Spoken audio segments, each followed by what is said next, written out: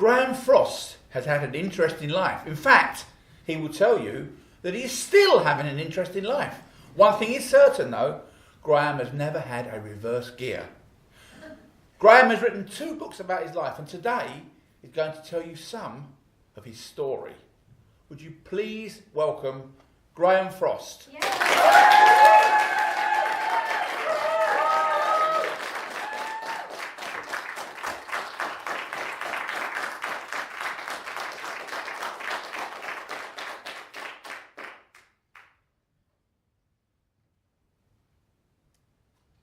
I wonder how many of you can remember the summer of 1976.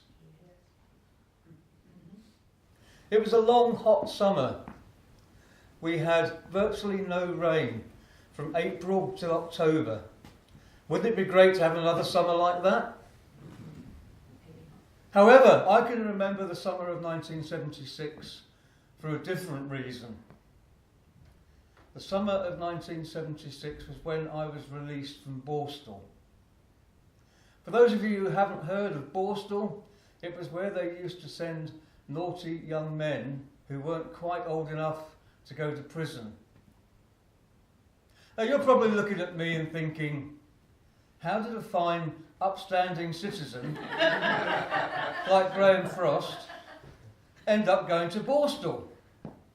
Well, I'm going to tell you some of the story. But first I have to take you back 20 years before that to 1956, when I was born. And the mathematicians among you will have worked out that I'm now 60 years of age. I know I don't look it. I was born in Essex, somebody had to be, into a family of fundamentalist Christians in a cult. We weren't allowed to have radio and television.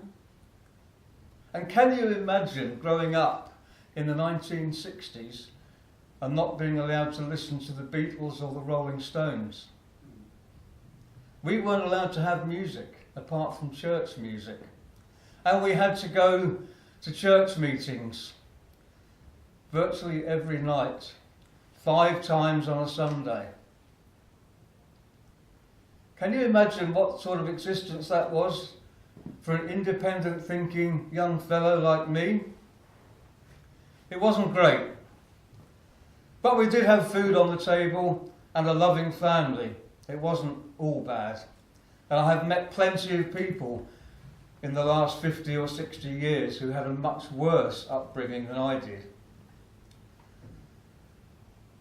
I went to a normal school, had to stay out of assembly with the other people from strange religions, and eventually went to secondary school in Chelmsford and made friends with a lad who lived just down the road from the school.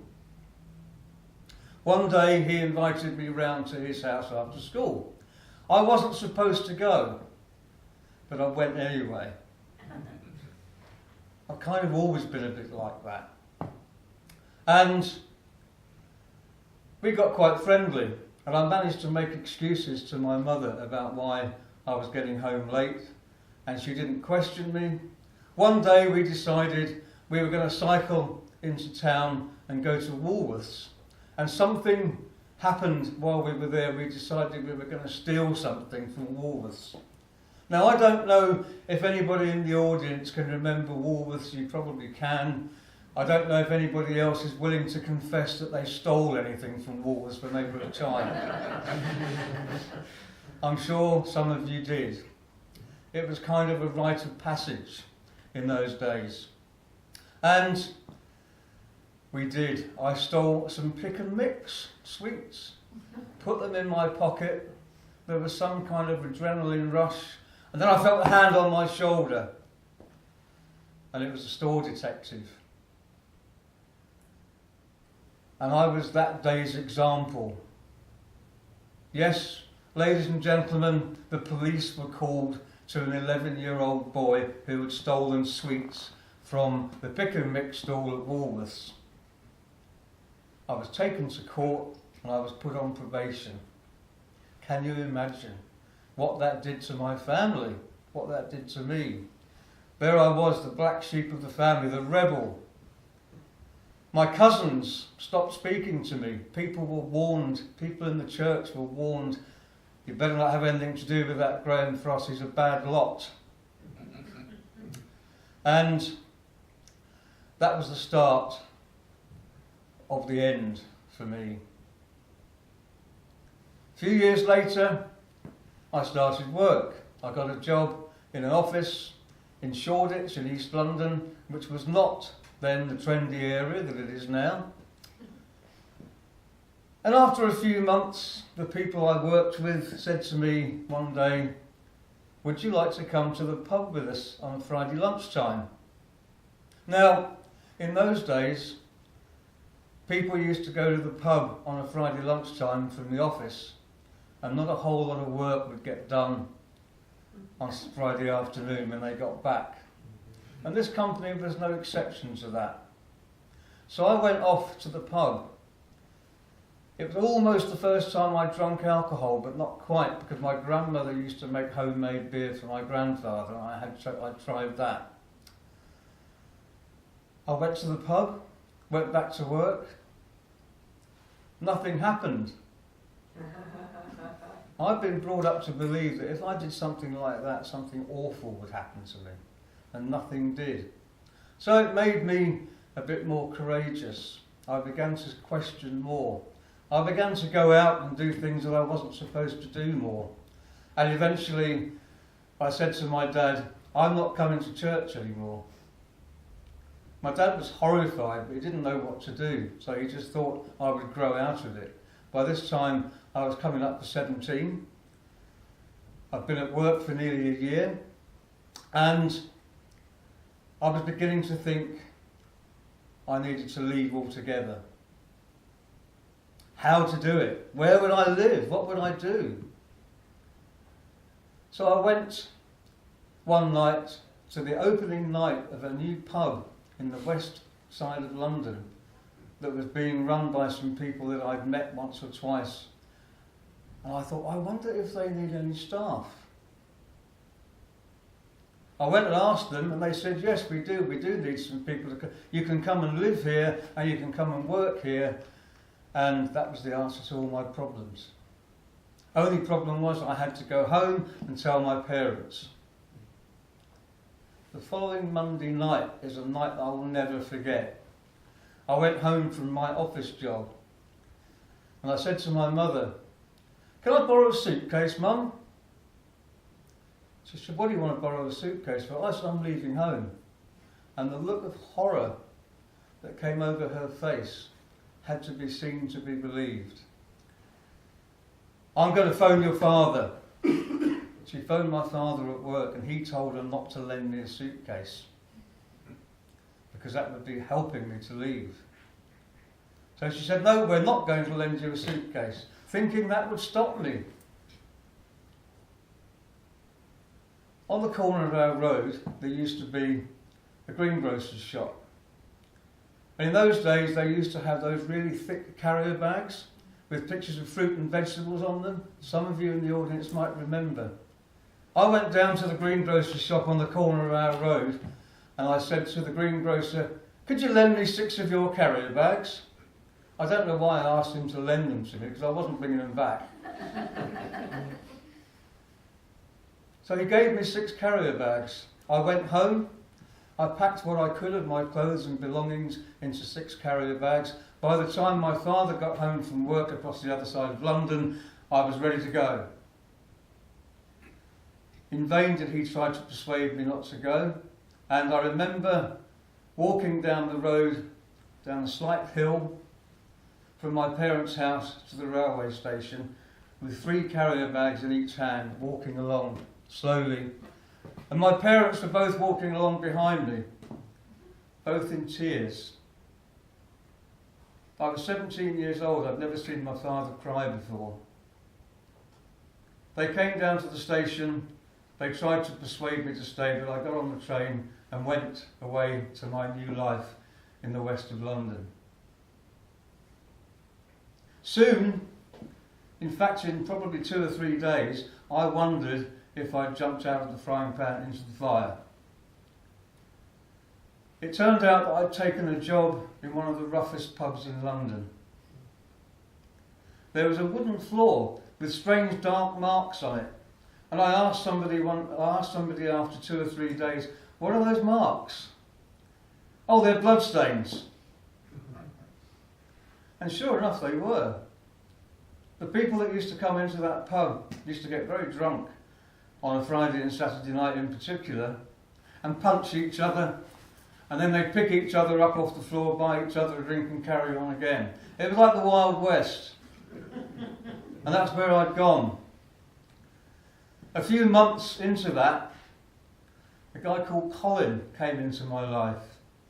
He came to work there, and after a few weeks he said to me, we're being taken advantage of. He said, they're not paying us enough. We should go somewhere else. So he persuaded me to take the takings out of the till that night and disappear into a life of crime. Soon, I found myself living in a hotel in Bayswater where we shared a twin room. We had no intention of paying the hotel bill. In those days you could walk into a hotel, book a room, and they would ask you to pay when you left. We would sneak out without paying after 2 or 3 days. After a few weeks of this, the police caught up with us. But that wasn't the time I went to Borstal. We escaped a bit more. We used to steal things from other people's hotel rooms. We made a living by stealing travellers' cheques from other people's hotel rooms. There I confessed my sins in front of you all. And eventually the police did catch up with us again. I was remanded in custody, found myself locked up behind bars for the first time. The second time that happened, I remember going back to the small flat that I was sharing with Colin at the time, and he'd gone out to see his girlfriend. And I remember asking myself the question, did I leave my family less than a year ago to be doing what I'm doing now? And I realised that I hadn't. I realised that this wasn't the path I wanted to be on. I'd made the big break away from my family. Now I needed to make the big break away from this negative role model. So by this time I had upgraded from my 6 carrier bags to a hold-all. I packed all my belongings into a hold-all and walked off into the street in London, not really knowing what to do. And I did what I still do today when I have a problem. I went for a long walk. And eventually I realised that I didn't have anywhere to sleep that night. I was probably 5 miles away from my parents' house, but that would have been failure to go back there. So I slept on Victoria Station that night. The one night in my life that I ever spent homeless. And the next morning I vowed that I would never do it again. I thought to myself, what skills do I have? What can I do? I know what I can do. I can go and get a job in another bar. So I walked down Victoria Street. It's a walk I still do quite regularly. And I went into 2 or 3 different pubs and asked them if they had any vacancies. Now you have to remember, at this point in time, this is going to take some imagination. I had long hair. This was the 1970s. Long hair and a droopy moustache. I told you you'd have to use your imagination. And I had slept rough that night. I probably didn't look at my best. The first pub I went in, they looked me up and down and they just said, no, we're not interested. The second pub I went in, the gentleman said, I don't need any staff, but my friend around the corner does need some staff. Go and see him. So I went round the corner to another pub. The gentleman looked me up and down. He must have seen something in me, I don't know. He said, I'll give you a job. He said, when do you want to start? I said, can I start now? And that was a Saturday, and I started work that Saturday night. Now eventually, the police caught up with me for some of the things that I'd done. I was arrested. I was taken to court and sent to Borstal. This gentleman, who I'd worked for maybe 3 or 4 months, completely unbidden from me, came to court and stood up for me, but to no avail. I was sent to Borstal for 6 months to 2 years. That was the sentence. So if you were really good, you got out in 6 months. If you were really bad, you stayed the whole 2 years. I got out just after a year. And that was after one of the officers in the Borstal had sat me down one day and said to me, Frosty, that's what everyone used to call me in those days. Now you're all going to start doing it. He said, why do you think you're still here? And I looked at him and I said, because I'm still following negative role models. Because I'm still doing things that I shouldn't be doing. I'm still following the wrong people. And I had to stop doing that. That's just part of the story. I got out of Borstal. Fortunately, the wonderful couple who had taken me in to their pub near Victoria had kept the job open for me. I went back to work for them. I worked for them for another 18 months to 2 years after that. There's 2 lessons that I learnt during that time. One is that if you are somewhere where you don't want to be, you have to get out of it. You have to move forward. You have to do what feels right for you. And the second lesson was that if you find yourself in trouble, sometimes you need somebody else. You need somebody to come to your aid. And that was what the people did that gave me that job. So I'm forever grateful to them.